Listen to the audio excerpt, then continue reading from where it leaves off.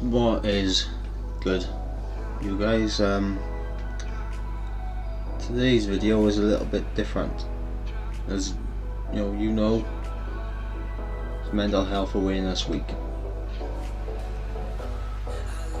which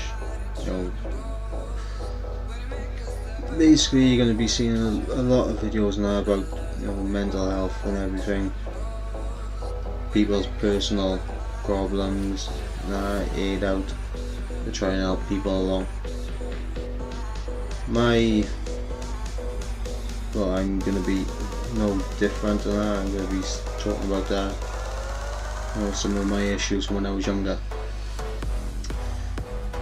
You see, I did have a few issues as a kid, and I went through anger management and then depression.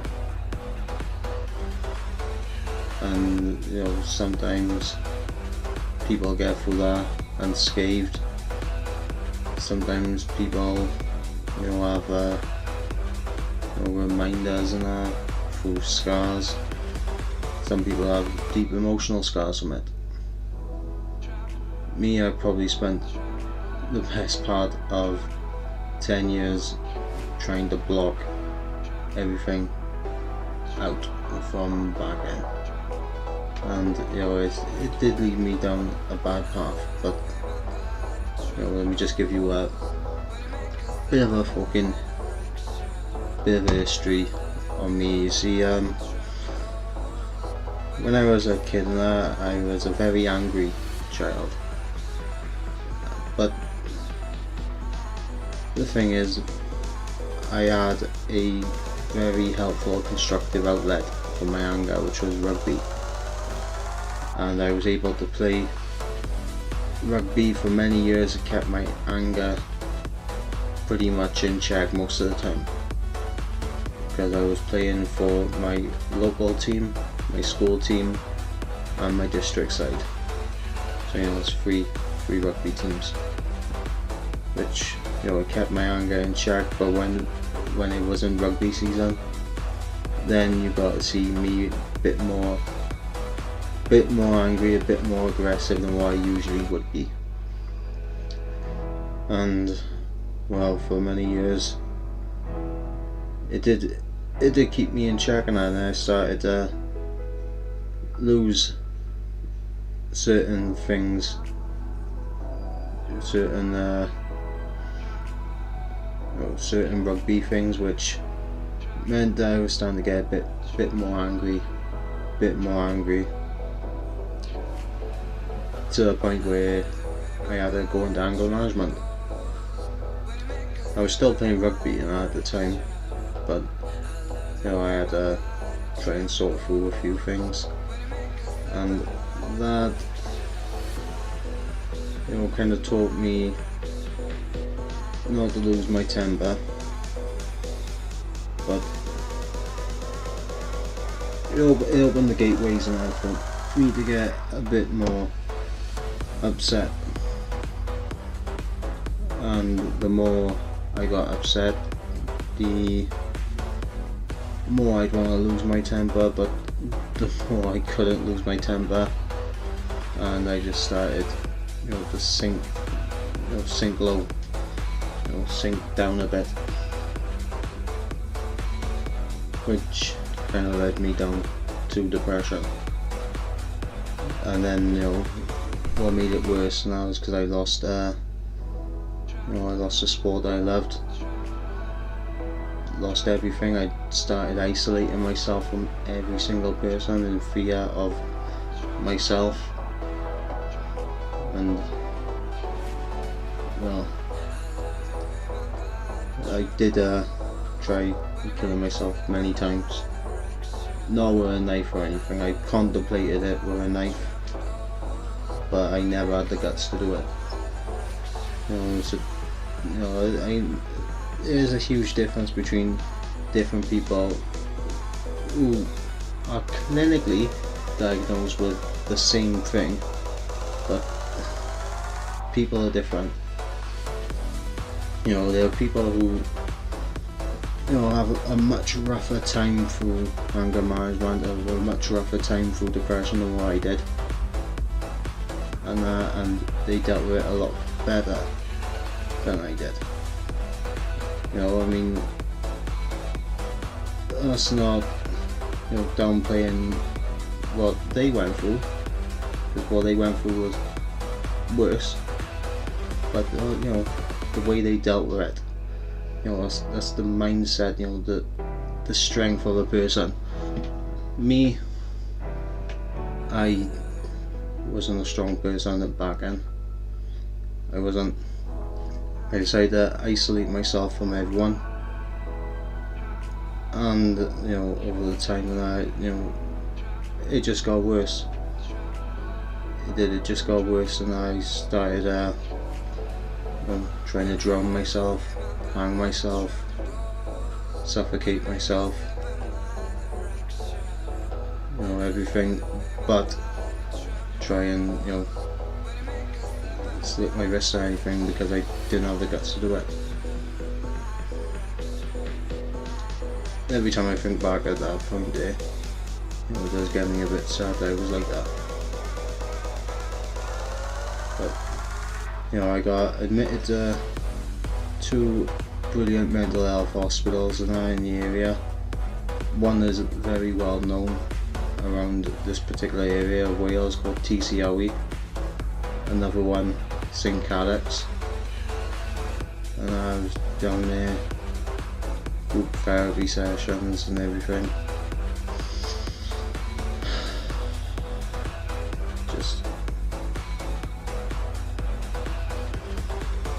I was just trying to get through, and because I isolated myself for so long, I literally was like,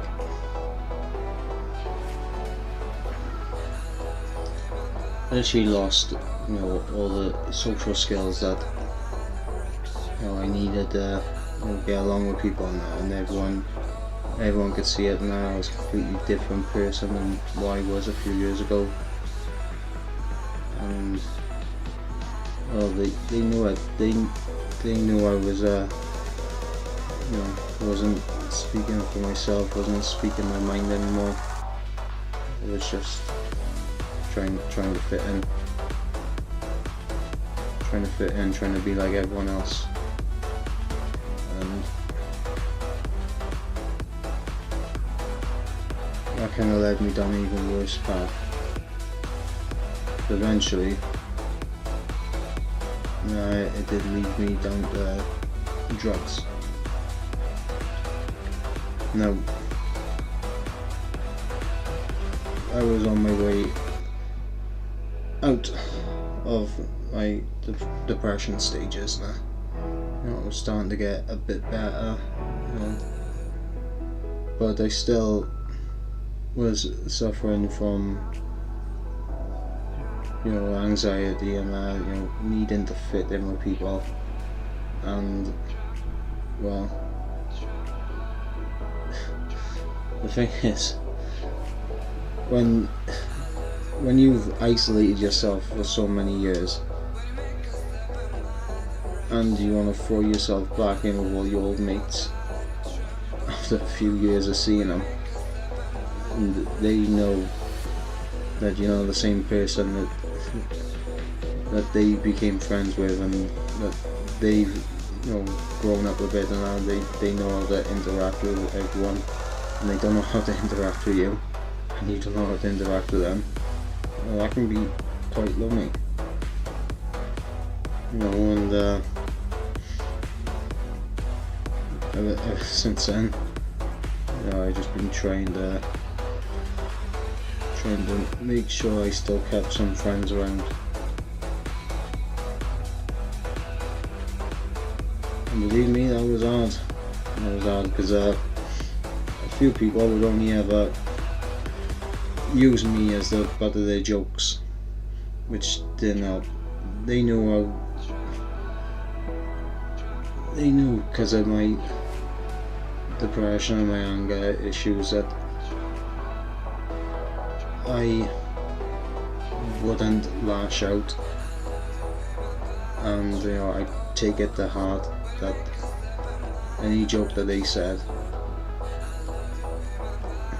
you know, to make themselves look bigger in front of people, and now they know I just take it. And well, when I came down to it and I around new people, and I was so socially awkward that everyone who didn't know me for many years didn't know what I was going through at that time, and I just thought I was weird. They would, you know, go up to some of my best mates and ask them, why do you bother with this kid for? He's weird, he's a freak.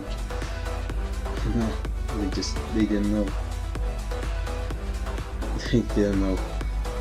And well, the neediness to fit in with people, and that, you know, led me down to, you know, to try drugs.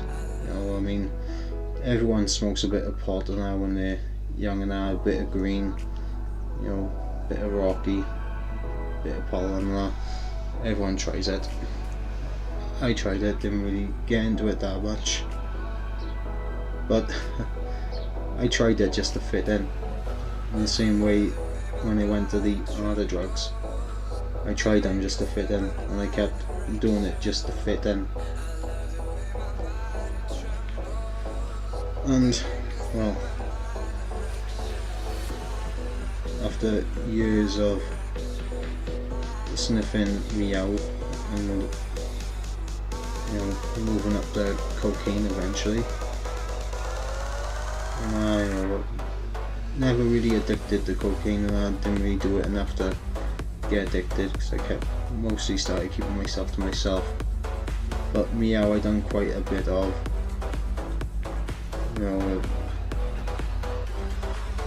one of those things.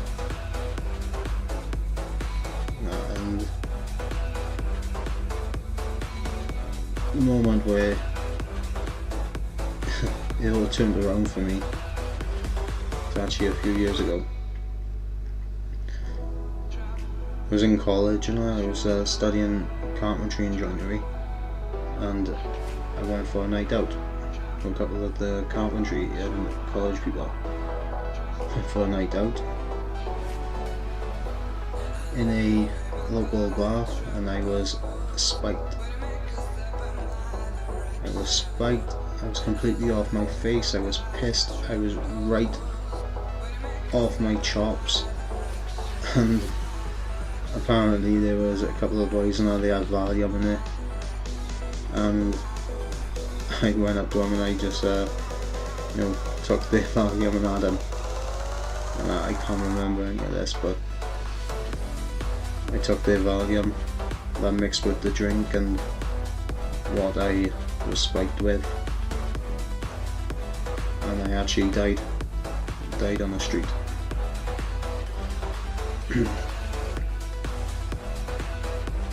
Died on the street, and paramedics had to resuscitate me, which they did, and I'm thankful for. But ever since then, that's when I fucking come out with it. That's when I really, you know, really fucking came out with it. You know, I didn't want to didn't want to be around drugs anymore. I knew certain people, and I would always have that influence on me when it came to drugs. I stayed away from them. I just did my thing, and I stopped trying to be like everyone else. And you know, a couple of my closest mates, and they were like, you know, like, we know you care about this stuff, you know, just, you know, let us know, like, you know. And you know, I did. And because I had some, you know, good mates who understand now that I am in a much better place now than I was 5 years ago. They understand that everything I was doing, and I thought from the age of 14 up until the age of 20, I was just trying to fit in where I was. I was too socially awkward, and I had too, didn't have the social skills, and I had to be myself, didn't have the confidence to be myself, and they all knew it. And they knew that time was just me trying to fit in with everyone, trying to copy everyone, trying to be one of the boys. And they can tell you now that I'm more of one of the boys now because I'm more myself. And they all know it. They know it now. So,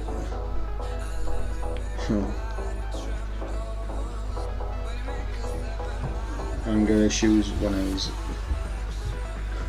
a child led to depression, led to social anxiety, wanting to fit in, be like everyone else. It led to me on drugs, led to me dying, and led to me becoming a much better person.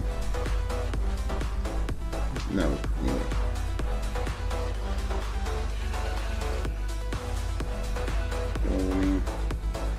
Everyone has their history and that they don't really want to talk about. Me, I've tried my best to block out the darkest times that I've had. The really bad times. I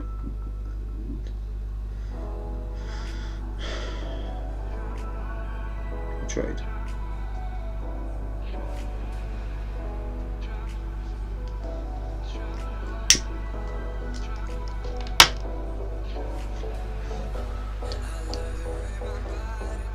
I wanted to try and remember some key points and how I was going through my depression and that, so I could talk to you about it. But every time I tried that, I kind of broke down a bit. I'm not really one who likes talking about his feelings, his emotions and that, because it can set me off.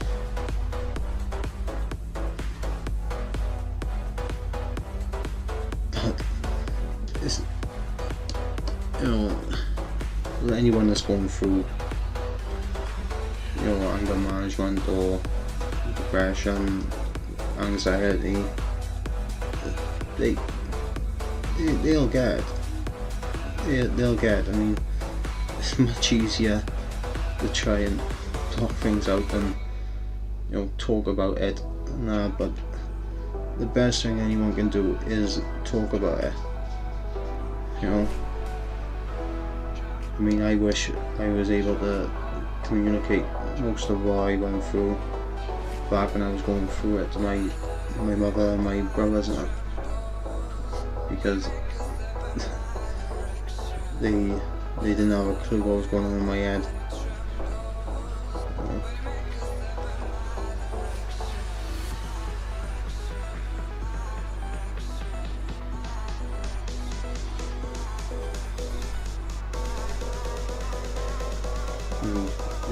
When I actually OD'd, and I remember waking up in the hospital,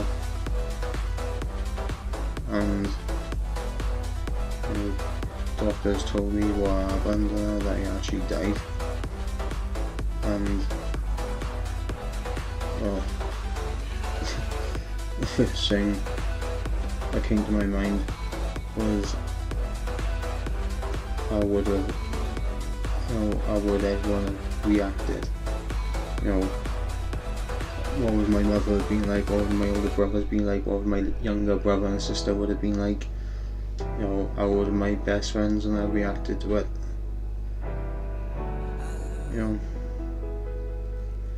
And that was a real eye-opener for me. I mean, you think people don't care, and when you're going through it, you think people don't care. But there are more people that care you know, they do care. When you're going through depression and all that, you think people don't care, they don't understand, and that, you know, they may not understand exactly what you're going through, but they get, you know, a rough idea.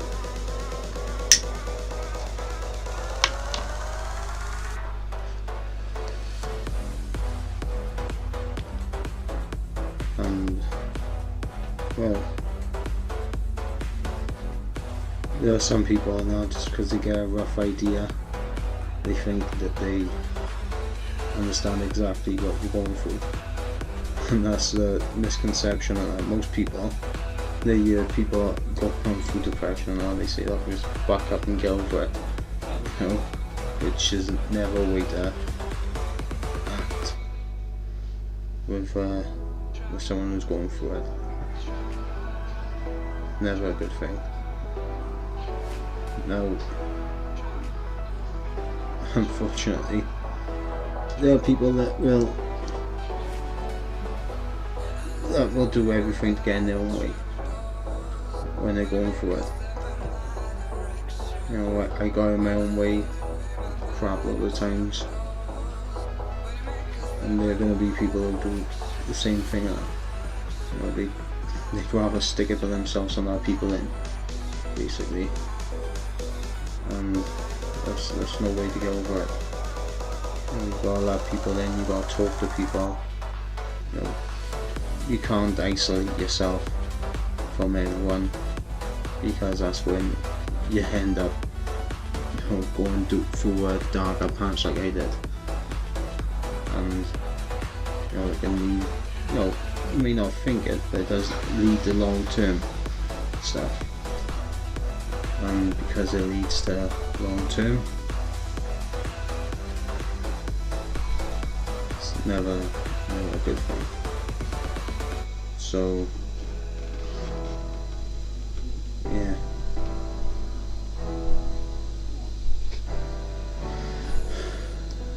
you know, I asked on Twitter before, should I talk about my experiences through depression. I had one person vote yes,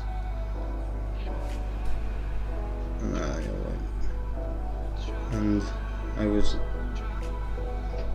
adamant I was going to do it, and until it hit me, I'd have to open up about shit in my life that I wanted to forget ever since I went through it.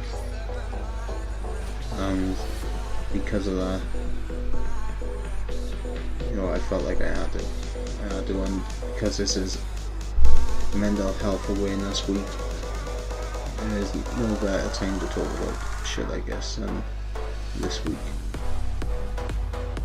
You know, I hope that, you know, people understand a little bit, and but you know, I also hope that, you know, what I said actually resonates with some people that are going through it right now, and I hope that they don't follow the same shit that I went through. You know, don't isolate yourself. Don't try and deal with it yourself. Right? You gotta talk to people. You gotta communicate. You can't, you know, you can't just stay by yourself. I hope anyway that it helps. So I think I'm gonna end it right here. I'm actually getting a little bit upset about talking about it. So catch you guys in the next video. Peace.